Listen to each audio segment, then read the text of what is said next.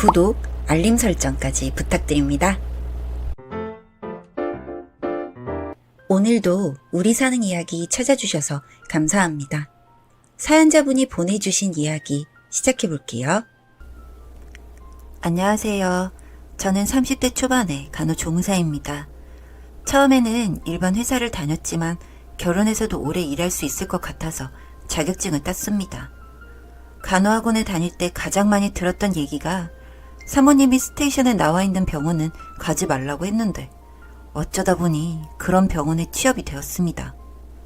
전 미혼이고 나이에 비해서 동안이라 면접은 잘 붙었는데 그 자리에도 사모님이 나와 계셨습니다. 원장님과는 공중보건의 시절에 연애로 만나신 거라고 했는데 본가의 반대가 매우 심하셨다고 했었어요. 그도 그럴 것이 인물도 그렇고 학벌도 별로고 혼전 임신으로 결혼한 케이스라 어딜 가도 환영받을 만한 신부감은 아니었죠. 저를 포함해서 간호사 3명이 있었는데 저 말고는 계속 바뀌게 되었어요. 결혼해서 그만두거나 이사를 해서 퇴직하는 경우 뭐 여러 가지가 있었지만 사모님의 간섭이 싫어서 나가는 이유가 더 컸다고 해요. 전 사모님이 마음에 들진 않았어도 제가 모시는 원장님의 아내니까 기본적인 존중은 해주고 제 할 일은 잘 하고 있었습니다. 진료과가 이비인후과라서 주로 노인이나 어린아이 할 것 없이 연령대도 골고루 있어서 특별히 어렵거나 하진 않았죠. 선임자들이 퇴직하면서 제게 알려준 비밀은 사모님이 발작할 때 같이 흥분하지 말고 맞대응하지 말란 거였어요. 보기에 자격지심이나 피해의식이 있어 보이긴 했지만 여지를 주지 않았기에 별 문제는 없었어요. 그런데 사건이 크게 터지고 말았죠. 사모님이 개인적인 약속이 있어서 저와 원장님 둘만 식사를 같이 한 적이 있었어요. 그것도 우연이었고 같은 건물 아래 칼국수집에서 한 그릇씩 먹은 건데 다음날 난리가 난 거죠. 어떻게 단둘이 식사를 할 수 있냐고 말이죠. 원래는 두 분이 드시고 전 도시락을 먹었는데 그날따라 늦게 일어나서 그냥 나온 건데 원장님도 혼자 드시기 뭐하다고 같이 먹은 게 화근이 된 겁니다. 다음날 제게 앞으로 도시락 없어도 같이 먹지 말라면서 소리를 지르는데 나중에 원장님이 미안하다고 문자 메시지를 보낸 게 더 큰 화를 불렀습니다. 원래 둘이 문자 주고받는 사이냐면서 제대로 대처를 못했다가는 머리채까지 뜯길 판이었습니다. 어이가 없었죠. 전 당당하게 말했어요. 서로 개인적인 연락을 한 건 처음이고 선임자들과 원장님이 단톡방을 개설해서 주고받았는데 다 퇴직을 해서 이렇게 된 거다. 전 그러시면 조무사 한 명을 더 뽑아달라고 했더니 그럴 필요 없다고 하면서 자기가 하겠답니다. 의기양양하더니 환자가 진료비 낸 걸 잘못 계산했다고 저더러 좀 해달라는 겁니다. 4,500원이었는데 45,000원으로 찍은 거죠. 취소하고 다시 해달라는데 그것도 명령하듯이 반말로 시키는데 어찌나 열받는지 말이죠. 기본적인 업무도 못하면서 꼬박꼬박 매일 나와서 밥만 먹고 5시에 먼저 퇴근을 해요. 애들 챙기러 간다고는 하는데 퇴근 시간까지 일할 능력이 없으니 집에 가기 바쁜 겁니다. 원장님도 사모님이 같이 있으니까 짜증나고 답답해하는데 굳이 인건비 아끼겠다고 꾸역꾸역 나오니 뭐라고 할 수 없는 겁니다. 그러다가 저번보다 더 큰 사건이 터진 거예요. 예전 시골 고등학교를 다닐 때 학폭으로 껌 좀 씹었던 과거가 드러난 겁니다. 어떤 귀부인 같은 환자가 진료를 받으러 오셨는데 원장님 사모님을 보는 눈빛이 예사롭지 않은 거예요.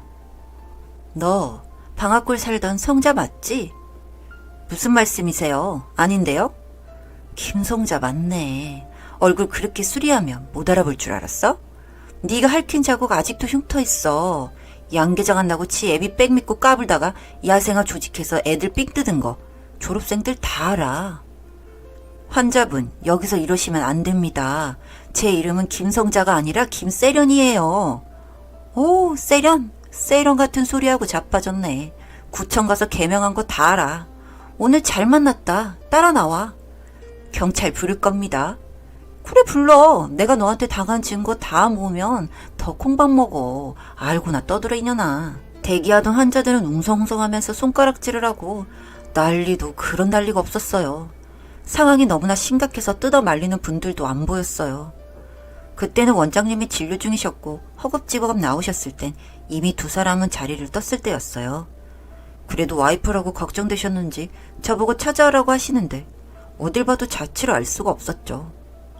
다음날 사모님은 출근을 안 하셨고 원장님도 제게 일찍 들어가라고 하시는 겁니다. 차마 왜냐고 물을 수가 없었죠. 병원 문을 3일 동안 닫겠다고 하시면서 월급은 다 줄 테니까 집에서 쉬라는 겁니다. 사모님은 병원에 입원하셨다고 하고 제게 조무사 친구 있으면 알아보라는데 저도 사람인지라 그 묘한 쾌감이 일더군요. 그래서 전 집에서 쉬면서 같은 학원 다녔던 동기들에게 연락을 해봤어요. 저희 병원 사건이 이미 소문이 쫙 퍼졌더라고요. 너네 사모 머리털 다 뜯기고 엎어져서 발목 골절로 입원했다며? 그러기에 인과응보라니까? 언니는 그 얘기 어디서 들었어? 어디서 들었겠어. 그 병원 퇴직한 애들이 벌써 20명이 넘는데 벌써 돌고 다 돌았지. 어쩌냐. 원장님이 신규로 1명 뽑을 거니까 면접 보게 데려오라는데. 그 사모가 관두면 모를까 요단강 걸던 일 있어? 다들 기피하는 병원 1순위야. 네가 그냥 커버해. 전 전화를 끊고 시름에 빠졌습니다. 솔직히 저도 생계만 아니면 그만두고 싶었거든요. 게다가 원장 사모가 그렇게 대단한 일진 출신이라니 더러 겁이 난 건 사실이에요. 출신 성분이 그다지 귀티나지 않을 거라고 추측은 했지만 그 정도로 바닥인 줄 상상 초월이었거든요. 3일 쉬고 출근을 했는데 환자가 종일 10명도 안 되었어요. 아마도 그 사건 때문인 것 같기도 했고 저의 병원이 문 닫았다는 헛소문까지 났더라고요. 오죽하면 그랬을까 짠하기도 했지만 피해는 원장님과 제게 고스란히 돌아오는 거라 마냥 반갑지는 않았어요. 그날 점심을 같이 먹으면서 제가 원장님께 부탁을 드렸어요. 제가 알아봤는데 사모님이 나와 계시면 안 오겠대요. 아, 진짜 인생에 도움이 안 되네. 어떡할까요? 내 손모가지를 걸고 절대 못 나오게 할 테니까 좀 더 알아봐줘. 안 되면 간헐적 구하는 앱 거기 올리고. 네, 그럴게요. 저희는 결국 간헐적 구하는 곳에서 사람을 어렵게 채용했어요. 저보다 3살 어리고 처음 일하는 조무사였어요. 제가 가르칠 것은 많았지만 순한 편이었고 일머리도 나쁘지 않은 친구였어요. 그리고 얼굴도 예쁘고 날씬한 외모가 호감형이었죠. 전 그 직원과 둘이서 점심을 먹고 퇴근 후에 쇼핑도 다니면서 친해졌어요. 원장 사모님은 망가진 얼굴을 수선받느라 성형외과 피부과를 부지런히 다니고 있다는 것을 알고 있었고 설마 다시 출근할 거라고는 전혀 의심하지 않았어요. 그 수모를 당하고 다시 나온다면 철면피가 아닌 이상 절대 그럴 수가 없다고 생각했거든요. 신규 직원이 나온 지 한 달이 된 시점에 믿을 수 없는 일이 일어났어요. 원장 사모가 또 기어이 출근을 한 거예요. 원장님이 이혼도 불사하겠다고 했는데 그래도 나온 거랍니다. 어쩐지 원장님 표정이 아침부터 죽상이더라고요. 신규 조무사는 아무것도 모르니 보자마자 예의 바르게 인사를 했죠. 그러자 아래부터 위까지 스캔하는 원장 사모의 눈치가 묘하더라고요. 아직 상처가 아물지 않아서 얼굴에 반만한 선글라스를 쓰고 패치를 여기저기 붙인 채 앉아 있었어요. 제가 보기엔 새로운 직원을 원장님의 연적으로 착각하는 것 같았어요. 누가 봐도 화려하고 예뻤으니까요. 그런데 첫날부터 화장실 청소를 시키는 거예요. 저희는 원래 건물 전체를 청소 용역을 주기 때문에 직원이 그럴 필요가 없었거든요. 그 친구는 순순히 화장실 청소를 하겠다고 들어가더군요. 30분이나 지났을까? 원장 사모가 들어갔어요. 아마도 점검을 하러 들어간 것 같았어요. 몇 초 후 비명소리가 나면서 생각지도 않은 사건이 터진 것 같았어요. 전 신발이 벗겨주는 줄도 모르고 따라 들어갔죠. 문을 열어보니 원장 사모 멱살을 잡고 벽에 계속 치고 있었어요. 너무 놀라서 말릴 새도 없었어요. 원장 사모도 이미 넋이 나간 상태라 아무 말도 못하더라고요. 뭐? 네 남편도 유혹하지 말라고? 어디서 본데 없이 자란 게 의식병은 있어서. 닥치고 망가진 얼굴 더 갈아엎고 싶지 않으면 무릎 꿇고 사과해. 야, 너 미쳤어? 왜 그래? 아무리 그래도 원장 사모잖아. 그 직원은 핸드폰을 들어 음성 녹음하는 걸 보여주며 비웃으며 말했습니다. 아, 이 거지 같은 년이 나더러 한양기가 있다면서 쌩얼로 출근하라는 거야. 또라이 같은 게 지랄하고 자빠졌네. 결국 원장 사모는 그 자리에서 무릎 꿇고 사과를 했고 그 직원은 결국 그날 사표를 내고 나가버렸습니다. 그리고 음성 녹음한 녹취록을 증거를 잡고 고소까지 했습니다. 그러니 병원은 아수라장이 되어버렸고 저도 지쳐서 그 병원을 떠났습니다. 나중에 들은 소문으로는 폐업하고 원장 부부는 이혼을 했다고 하더군요.